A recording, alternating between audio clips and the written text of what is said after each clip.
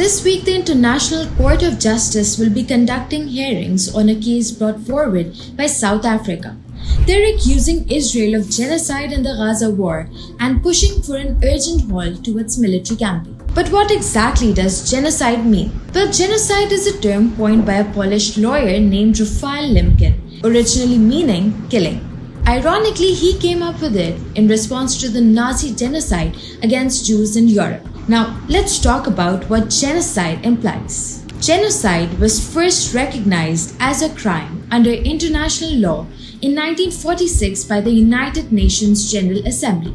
Now let's dig into the specifics. As outlined in Article 2 of the UN's Convention on the Prevention and Punishment of the Crime of Genocide, the actions constituting genocide are significant.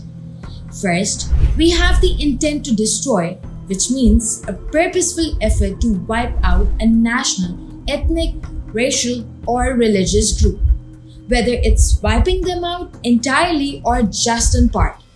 This includes the act of killing its members. Then we have causing serious harm, which involves inflicting deep physical or mental suffering on the members of the group. Moving on, there's the deliberate degradation of life, where conditions are systematically imposed on the group with the intention of bringing about its physical destruction, be it wholly or partial. Next up is interfering with reproduction, which means putting measures in place to prevent births within the group. Lastly, we have the forcible transfer of children, which is coercively moving kids from the group to another against their will. So, genocide isn't a term to be taken lightly. It represents a severe violation of international law, addressing acts that jeopardize the very survival of specific groups. The gravity of this matter demands unwavering attention and commitment to prevention and punishment.